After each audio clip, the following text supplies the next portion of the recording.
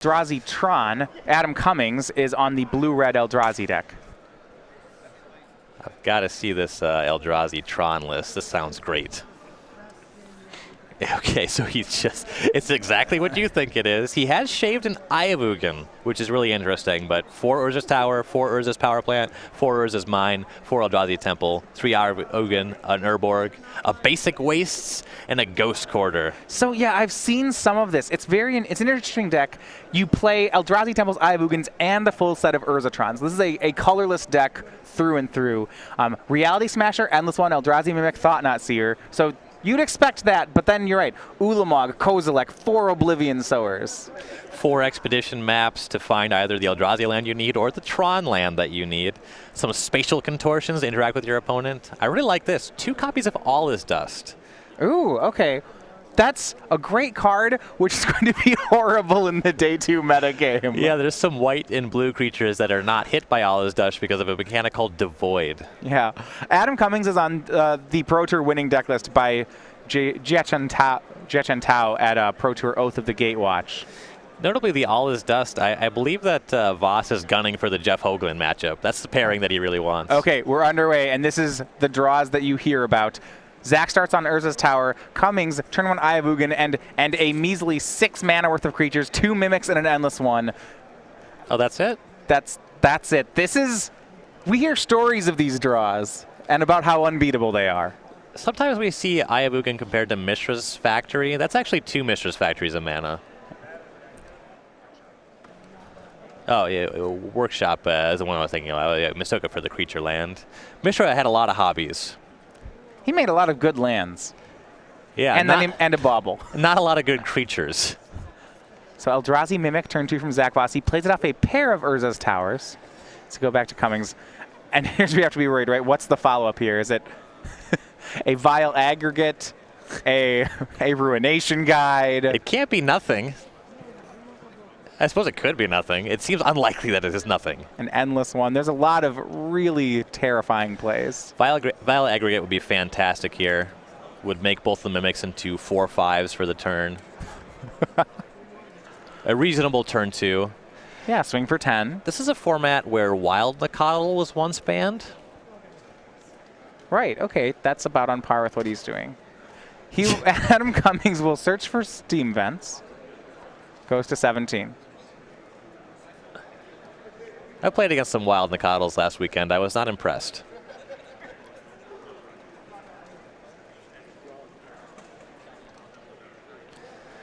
The low side of turns for Cummings here is like an Eldrazi Sky Spawner.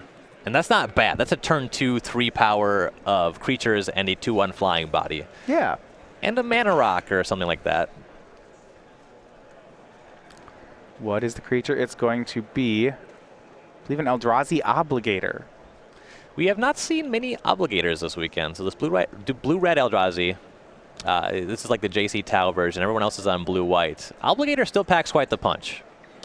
So Obligator, 3/1 haste comes into play, and Cummings will swing for 11. Zach blocks 3 of it, trades away his Mimic, and takes 8, goes to 12. It's like a Wild Nacatl with haste. Yeah. Adam was swinging for 11 on turn 2. That's reasonable. Yeah, that's probably fine. It's going to be Endless One on 4 for Zach Voss.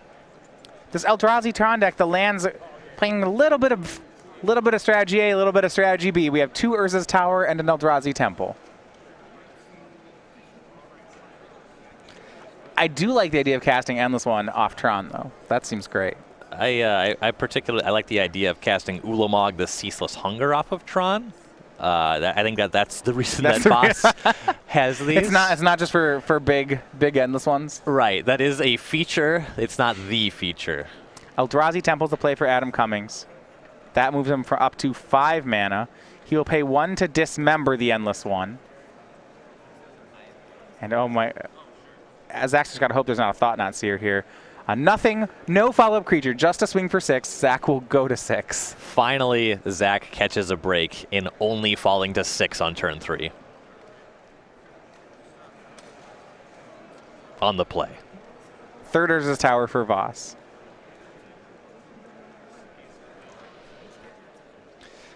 Yeah, these Urza's lands are not very impressive so far. Thought Not Seer for Voss. He'll see card here and gets the last card out of Cummings' hand, the Drowner of Hope. But Zach down to 5. Taking Drowner is huge. I mean, it looked like Adam had a land. The Drowner would have just been lethal. Here's Eldrazi Temple for Cummings. Can he sneak that last damage across? He can force 4 damage by swinging the team. He can put Zach to 1. He'll play Vile Aggregate. Okay, so now the Mimic is just lethal. larger than the Thought Not Seer. And because the Obligator is a 3 power, the Mimic is a 4 power. Even if Zach blocks the largest creature, which is the Aggregate, he takes 5 and he's at 5. So game 1 to Adam Cummings and Blue-Red Eldrazi. Yeah, I definitely. So the Blue-Red Eldrazi deck has kind of fallen out of favor in the name of the Blue-White Eldrazi deck. I definitely think I would rather be playing the Blue-Red Eldrazi deck than the Urzatron Eldrazi deck. It's interesting. I like a lot of what's going on here. I really like the 1 copy of Kozilek the Great Distortion. I also like the 4 copies of Oblivion Sower. That's kind of a mirror breaker in Eldrazi matchups. So. Yeah, so you talked about the difference between blue-red and blue-white Eldrazi. So the trade-off is that the white version gets to play Eldrazi Displacer and Path to Exile, whereas the red version plays Eldrazi Obligator and Vile Aggregate, both cards that we saw in that game. So when you have Vile Aggregate on turn 2 or 3, it inevitably becomes the same size as Reality Smasher. It's a worse top deck, but in a game where you have it early, it's actually very comparable to just having more copies of Reality Smasher. They're both large trample threats. So I was really impressed by it when I was playing the card. Eldrazi Obligator is a really interesting card. When you see Eldrazi Displacer on turn 2, it's not very exciting. In that game, when we saw Eldrazi Obligator following up 2 Eldrazi Mimics, that actually was a big swing. It was plus 5 power on that turn alone. Also in a late game, it's just 3 power haste creature with a threaten effect built in. All right, so we look quickly at their sideboards here. For Zach Voss, his sideboard actually resembles a lot of a colorless Eldrazi sideboard, and I suppose that's because he is a purely colorless deck. It's probably because he's playing colorless Eldrazi. Yeah, that's where you see that coming into play. There's options here that are fine. We have access to Ghost Quarter, which can turn off opponents' Eldrazi lands. You set yourself back a lot when you do that, but they are so important that it's probably just worth bringing those in. Really nothing else that I'd be looking to bring in. This matchup feels like when we were watching the Channel Fireball colorless Eldrazi decks in the top 8 of the Pro Tour against this blue-red matchup, it seemed to swing strongly in blue-red's favor. And I see this playing out in a really similar fashion. Right, absolutely. And this is compounded by the fact that Zach has access to these 10-mana spells instead of everything that CFB had. He does have the 4 Dismembers to keep him in the early game, but he has these All Is Dust that have to come out. Really, that's the real reason that we probably are bringing these Ghost Carders in. We have to get these All Is Dust out. They don't do anything. Yeah, and a card like Drowner of Hope, Zach does not have a clean answer to here. Right, he has to dismember it. That's going to cost him 4 life. There's still Scions hanging out. So as you're joining us here, we're at the Louisville Open. This is our day 2 coverage as we work our way in season 1 of the SCG Tour. We're making our way toward the Columbus Invitational taking place in just under 2 months. So if you haven't joined us this weekend and want to try to make it out here and qualify for the Invitational, we have 3 more events before the Invitational. Next week, we'll have a Legacy Open in Philadelphia. Then in March, we'll have a Standard Open in Indianapolis. So we make our way back east in April for a Standard Open in Baltimore. And then finally, our Season 1 Invitational, where we will crown the 3 season winners for the Players' Championship, and of course, the Invitational winner, who will receive their likeness on a token of their choice. Definitely a lot of great tournaments to hit up. I'm pretty excited to watch Philadelphia next week. Andrew Boswell, CVM, will be covering that event. I was talking last night, I had dinner with Andrew Tenjum and Eddie Song, and we were talking about Legacy, and I was talking about how I hadn't played it in a while, how I really like Temur Delver decks, and they were informing me that the Eldrazi deck might be a real problem for Legacy as well. Yeah. Also, if you do show up at this event, you'll get a copy of the exclusive Kitchen Links playmat. That one's been given out away as part of our StarCityGames.com parody series. Limited edition playmat is a parody, of course, the modern staple Kitchen Finks. So, of course, we changed them to adorable cats, because what card wouldn't be better without a cat? Get those with the entrance to any Season 1 Open. The cats might not mix well with the Eldrazi. That wouldn't sit well with me. Eldrazi might like cats. Maybe they have pets. Ulamog could have a pet cat. They have drones. Yeah, and you have a cat, too. Because maybe Ulamog likes cats. These are my drones. These are my cats. You got to keep them separated. I hear Kozlek has like 4 cats. You know? I would put Eldrazi. He's one of those guys. I think that I dislike Eldrazi on a similar level that I dislike cats. So you are convincing me. Zach Voss, turn 1 Eldrazi Temple into Expedition map. For Cummings, it is another start. Okay, it's a little more tame. I have Ugin into just 1 Eldrazi Mimic this game. That's pretty unlucky to only be able to have access to 2 mana on turn 1. For Voss, plays a Urza's Power Plant. He now gets to pick between cracking the map and casting Spatial Contortion. Contortion a 3 of in his main deck. Yeah, depending on what Cummings has as a follow-up, it's very likely that that's just the play here. I'm also really curious to see what the map finds. Yeah, do you get an Eye of Ugin or do you get a Tron piece? Are we on Tron or are we on Eldrazi? Interesting. I feel like you have to get Tron once you're... I think that the determining factor is if we have a second Tron piece, that's just better. Voss will swing with the... will be hit by Eldrazi Mimic, go to 18, and then crack the Expedition map. Cummings, no follow-up plays here. These good draws versus bad draws out of the Eldrazi deck, you can really feel the difference. And you see for Zach, despite having Tron, he's going to go ahead and search up Eldrazi Temple. Well, good and bad is we're maybe getting a little bit ahead of ourselves. This is slow versus fast. There's still the potential for a turn 3 Thought-Knot Seer, turn 4 Reality Smasher, right? For as much mana as the players already have access to and are looking to have access to, this is only turn 2. We still have a lot of way to go. Draw for turn was Ulamog, the Ceaseless Hunger from Zach. He'll play the second Temple. Looks like it's going to be a Thought-Knot Seer.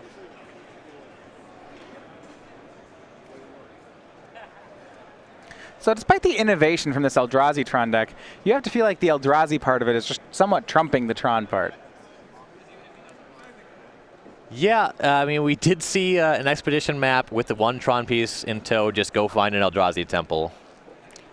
Cummings' hand is 2 Cavern of Souls, a Scalding Tarn, 2 Reality Smashers, and a Drowner of Hope. The real comparison is whether you would rather have Tron lands or Creature lands on Ghost Quarter. The fact that there's Ghost Quarters in Voss's sideboard suggests to me that maybe we do want these cards in our deck. There's one in the main. Clearly wants access to more in some matchups. So we learn here, Drowner of Hope we know is one of the trumps in this matchup. Have to think Zach's going to take it. Cummings is 2 turns off these Reality Smashers unless he draws an Eldrazi Temple. And it looks like Zach is going to take one of the 2 Reality Smashers. Yeah, I think that I would probably have taken the Drowner, but if there's a second Thought-Knot Seer before the Smasher can come online, then you can actually just put this game away before any of it matters. Doesn't have that just yet. Zach Voss has Dismember, Spatial Contortion, Ulamog in his hand. We'll go back over to Cummings, see if he found a way to get to that Reality Smasher a turn earlier. Definitely up to something. He'll fetch for Basic Island.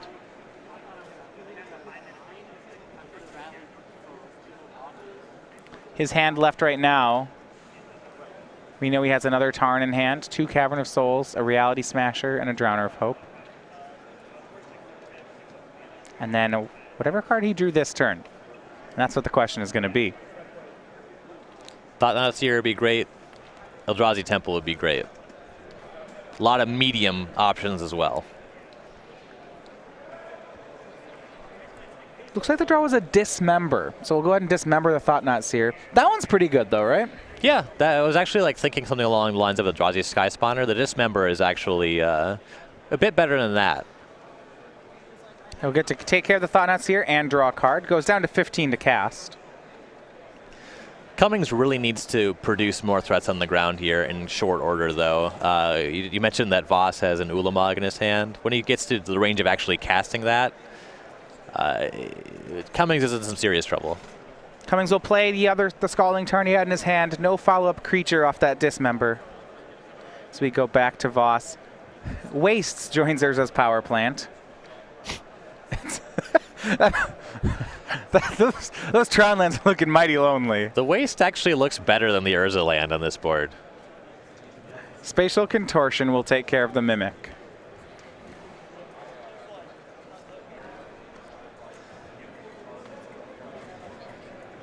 And a lot of respect there, Zach.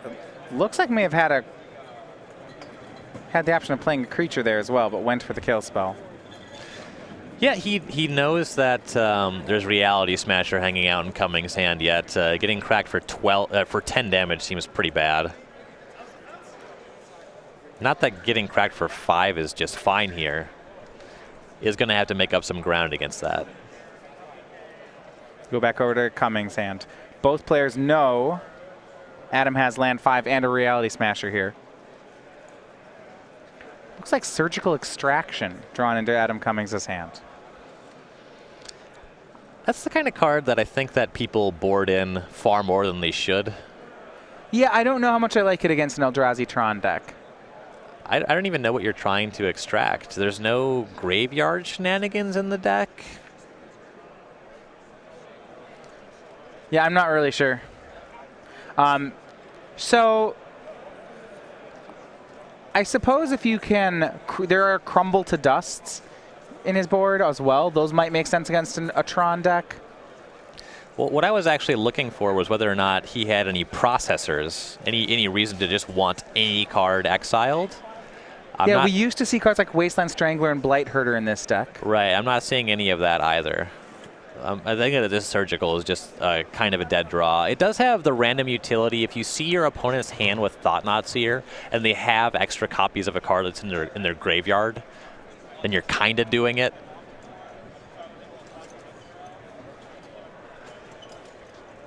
So this is interesting. There was a option to cast Reality Smash there for Cummings, but he's going to go ahead and take a turn off to play the Thought-Knot Seer he drew, and we'll look at Voss's hand. It's a copy of Ulamog, Dismember, Reality Smasher. Those are all present in the hand.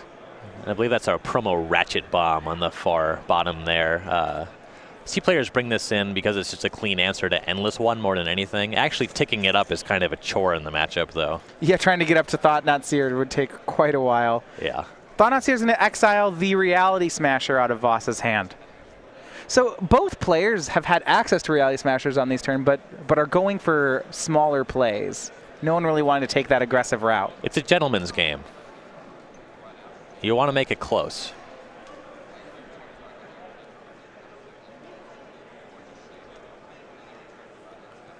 And does Adam have a second play?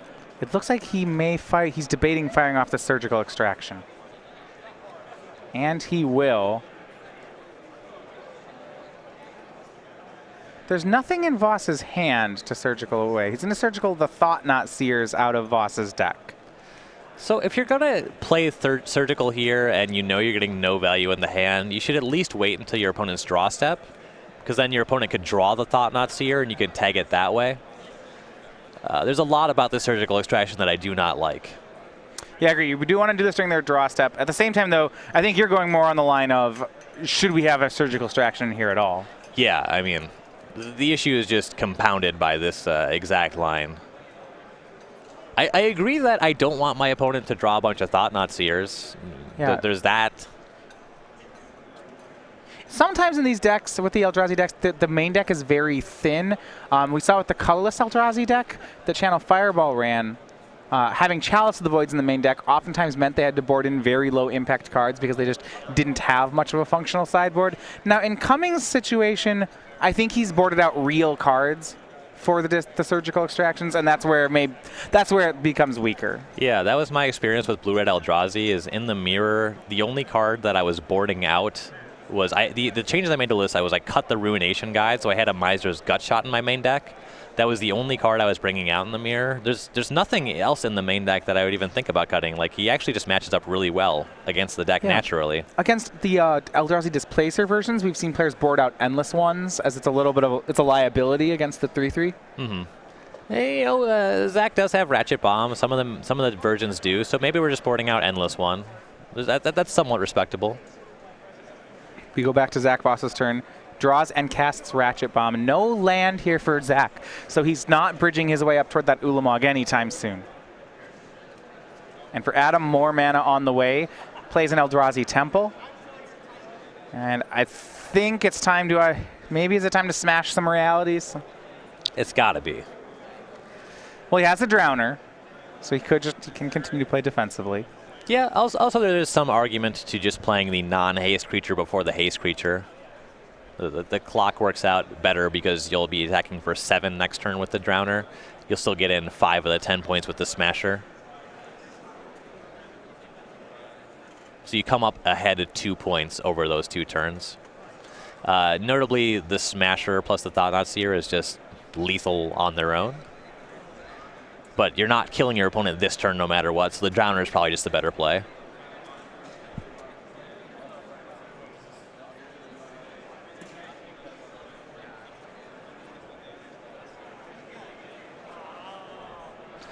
So Voss, interestingly, has a lot of combinations of 2 lands that get him to Ulamog in 2 turns. He could draw the exact type of Tron lands that he needs in sequence, or Eldrazi Temple Ayavugan, but he can't draw any combination of these lands. It has to be the exact 2-card pairs. Yeah, you're right. It's the lands are pulling him in 2 different directions. A lot of tension going on in this list. Cummings deep in the tank on which of these 1 creatures to play. And it does matter, right? Because as we've seen, Zach Voss can top deck things like Thought-Knot Seer. So if Adam only casts one of these creatures, he has to consider the chance that he may never get to have the other one. Right, absolutely true. Here's Thought-Knot Seer. It will attack, it will get dismembered. Zach will go to 12. And Adam will draw. Or sorry, and Zach will draw. And it looks like he's gone for the Drowner of Hope. Yeah, I would hope Post-combat. it's not post-combat Reality Smasher. Tapping 4, and it's going to be the 5/5, bringing along 2 Scions. Ratchet Bomb does take care of the Scions here without having to tick up, so that's something for Voss. It's something, and those taps that the Scions represent actually can be very good against a deck that's all in on 1 or 2 big creatures. Absolutely. Let's see, is Ratchet Bomb cracked on 0, or is it going to tick up to 1? No, it'll take care of the Scions. Not even going to wait. I am doing this now. Draw for Zach Voss. Is a land.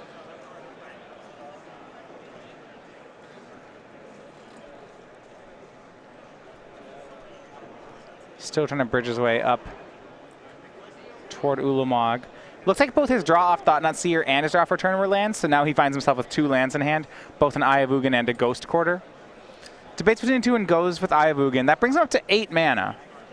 Yeah, had the option to just Ghost Quarter, probably looking at Cummings Ayavugan that he has in play. So I'm going to go back to this. When Zach chose to dismember, if he was dead set on dismembering the Thought-Knot Seer, had he done it main phase, he would have drawn he missed his land drop last turn. So if he'd main phase dismembered the Thought-Knot Seer, he would have drawn the Ayavugan that last turn, played it, and this turn he could play the Ghost Quarter, and he could have saved himself 1 turn on casting Ulamog. Yeah, I believe that Zach's intention was to tag the Reality Smasher with the Dismember. I think that's why we saw him away. Right. Well, speaking of Reality Smasher, he's on the board now. Adam will swing it and Drowner of Hope. Zach will dismember the Smasher and discard a Ghost Quarter. All right, so Zach has the Ayavugan. The pressure is on to find that 3rd Eldrazi Temple right now. So I want another question. Why are we hitting Reality Smasher over Drowner of Hope here? That's a great question. I mean, Cummings does not have access to white mana. He does not have an Eldrazi Displacer, so the Drowner is just kind of hanging out. It would take a 2nd Drowner or a Sky Spawner to make any more drones. You have to discard a card, which is the real problem. But we have the potential to maybe chump block the Drowner anyway. And Zach runs out of life points, though, with that line. And Adam Cummings, 2-0, is the winner in the match.